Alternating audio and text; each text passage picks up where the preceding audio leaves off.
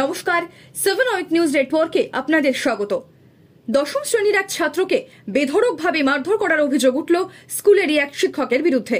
আর তাই এদিন দিনভর বারাসত মহাত্মা গান্ধী মেমোরিয়াল হাই স্কুলে দফায় দফায় তৈরি হলো উত্তপ্ত পরিস্থিতি। আক্রান্ত ছাত্র আসিফ আলীর অভিযোগ, এদিন ক্লাস চলাকালীন অনেকের সঙ্গে সেও হাসাহাসি করায় জীবন বিজ্ঞানের শিক্ষক শ্যাম সনাতন সাঁতরা তার উপর কার্যত চড়াও হন, এমনকি বেধড়কভাবে নাকি মারধর করতে থাকেন তাকে। আর তারপরই অসুস্থ হয়ে পড়ে সে। স্থানীয় হাসপাতালে প্রাথমিক চিকিৎসার পর শারীরিক অবস্থার উন্নতি না হওয়ায় পরবর্তীতে আক্রান্ত ছাত্রকে বারাসত সরকারি হাসপাতালে নিয়ে যাওয়া হয়। স্কুল শিক্ষকের বিরুদ্ধে ঠিক কি অভিযোগ আনলো দশম শ্রেণীর ওই পড়ুয়া, শুনবো। আমি কিছু করিনি স্যার, বিনা কারণে আমাকে প্রচণ্ড মেরেছে। ঘটনাটা বলো। স্যার ক্লাসে এসেছিল, আমি প্রথমে ক্লাসে ছিলাম না। আমি তারপরে আমার ডিনার লেভি নেওয়ার জন্য আমি আমার কটা বন্ধু বাইরে ছিলাম। 10-15 মিনিট লেটে ঢোকার পরে ক্লাসে বসলাম। এবার মারার পরে আমি তখন কিছু বুঝতে পারিনি, আমার এমনি ব্যথা লেগেছিল। তারপরে স্যারজন ক্লাসে বেরিয়ে গেল, আমি কিছুক্ষণ 2-3 মিনিট পরে আমি দম নিতে পারছি না। ইতিমধ্যে এ বিষয়ে আক্রান্ত ছাত্রের বাবা মা এবং অন্যান্য ছাত্রের অভিভাবকেরা বিদ্যালয়ের প্রধান শিক্ষকের কাছে লিখিত অভিযোগ জমা করেছেন। সেই সঙ্গে অভিযুক্ত শিক্ষকের বিরুদ্ধে যথোপযুক্ত ব্যবস্থা নেওয়ার দাবিতে প্রধান শিক্ষকের ঘরেও বিক্ষোভ দেখান তারা। এবার আপনাদের শোনাবো অভিযুক্ত সেই শিক্ষক কি বলছেন। সেদিন ক্লাসে ছিলাম, ছেলেগুলো কোনোদিন অধিকাংশ ছেলে মানে ক্লাসে সেদিন যতজন ছেলে উপস্থিত ছিল তার 10% ছেলেও উপস্থিত থাকে না কোনো দিন। গোটা ক্লাসটাতে প্রচণ্ড ডিস্টারবেন্স হচ্ছিল।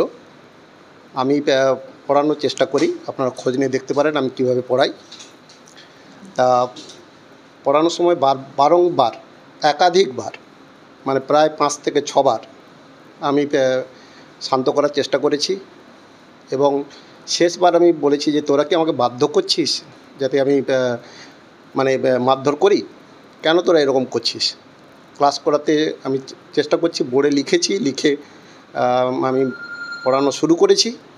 আবার যেই কেসে সেই সময় আমি ওই ছেলেটিকে আমি কয়েক ঘা চট দিয়েছি পিঠে।